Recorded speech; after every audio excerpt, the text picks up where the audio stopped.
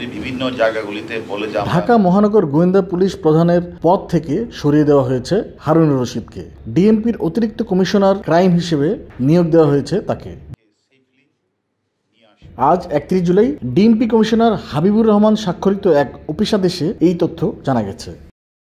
একই আদেশে হারুনের স্থলে ডিবি প্রধানের পদে দায়িত্ব পেয়েছেন ডিএমপির অতিরিক্ত কমিশনার আশরাফুজ্জামান।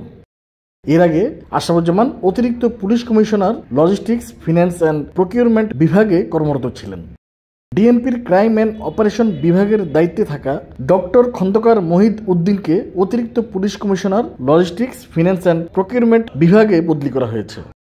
বিভিন্ন মামলায় বা অন্যান্য অভিযোগে আটকদের নিয়ে হারুনের খাবার খাওয়ার ছবি ও ভিডিও সামাজিক যোগাযোগ মাধ্যমে ছড়িয়ে পড়ায় সমালোচনার সৃষ্টি হয়েছে। সর্বশেষ কয়েকদিন আগে কোটা সংস্কার আন্দোলনের সমন্বয়কদের সঙ্গে তার খাবার খাওয়ার ভিডিও নিয়ে একই রকম সমালোচনা হয়। গত 29 জুলাই এক রিট শুনানির সময় হারুনের এই ধরনের কর্মকাণ্ড নিয়ে উষ্মা প্রকাশ করে হাইকোর্ট। রিট শুনানির সময় আদালত বলে, ডিবি অফিসে যাকে তাকে ধরে নিয়ে যাবেন, তারপর খাবার টেবিলে বসাবেন, এভাবে জাতির সঙ্গে মশকরা করবেন না। একই দিন অর্থাৎ 29 জুলাই সন্ধ্যায় গণভবনে প্রধানমন্ত্রী শেখ হাসিনার সঙ্গে বৈঠকে হারুনের এই ধরনের কর্মকাণ্ডের ব্যাপারে সমালোচনা করেন 14 দলীয় জোটের নেতারা।